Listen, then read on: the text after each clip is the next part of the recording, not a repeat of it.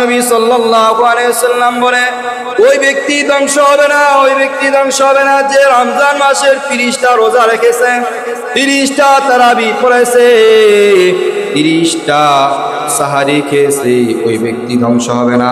আল্লাহ নবী সাল্লাল্লাহু আলাইহি ওয়াসাল্লাম বলে ওই ব্যক্তিকে উজরত দেওয়ার জন্য, পারিশ্রমিক দেওয়ার জন্য আল্লাহ তাআলা ঈদগাহে নিয়ে আসছেন।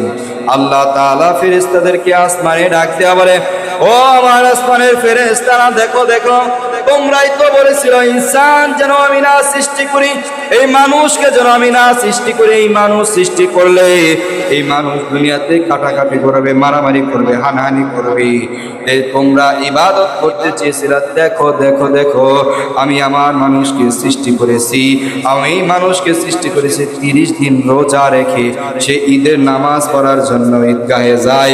যা যা ফেরেশতারা তোরা যা মরে মরে দাঁড়ায় যা, তাদের সাথে মোলাকাত আর মুসাফা আর মাগফিরাতের দোয়া করতে থাক। আল্লাহু আকবার।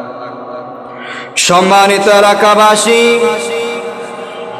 সম্মানিত এলাকাবাসী, সকলের অবগতির জন্য জানানো যাইতেছে মন্ডলবাড়ি কবরস্থান জামে মসজিদে পবিত্র ঈদুল ফিতরের নামাজ সবার সর্বসম্মতিক্রমে সকাল 8:30 অনুষ্ঠিত হইবে। সকাল 8:30 অনুষ্ঠিত হইবে।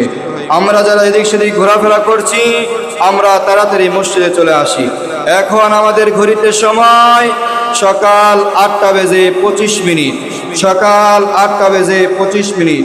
আমরা যারা এদিক সেদিক ঘোরাফেরা করছি, আমরা তাড়াতাড়ি মসজিদে চলে আসি। আল্লাহু আকবার, আল্লাহু আকবার, লা ইলাহা ইল্লাল্লাহ, আল্লাহু আকবার, আল্লাহু আকবার, ওয়ালিল্লাহিল হামদ। মুহতারাম হাজিরিন, যেটা বলতেছিলাম, হযরত ওমর ফারুক রাদিয়াল্লাহু তাআলা আনহু অর্ধ জাহানের খলিফা, যিনি নাকি 10 জন সাহাবীদের মধ্যে 10 জন জান্নাতি সাহাবীদের মধ্যে একজন, তার যদি এই অবস্থা হয় তাহলে আমাদের কি অবস্থা? আমাদের তো আরো বেশি হওয়া দরকার, কথা বলেন ঠিক কিনা? কিন্তু আমাদের ভিতরে ভয়ের কোনো ছাপ নাই। এই জন্য মুহতারাম হাজিরিন, আল্লাহ তাআলার কাছে রোনা জারি করতে হবে, আয় রব্বুল আলামিন, আমরা তো ওই বান্দাদের প্রতি না, আমরা তো সাহাবাদের মতো আমল করতে পারবো না। আয় রব্বুল আলামিন, আমরা কমজোর বান্দা। আর রব্বুল আলামিন যে আমলগুলা করি, ওই আমলগুলা তুমি কবুল আর মঞ্জুর করে নাও। আল্লাহ রাব্বুল আলামিন কবুল আর মঞ্জুর করেন। আল্লাহ তাআলা বলেন, قد أفلح من تزكى وذكر اسم ربه فصلى।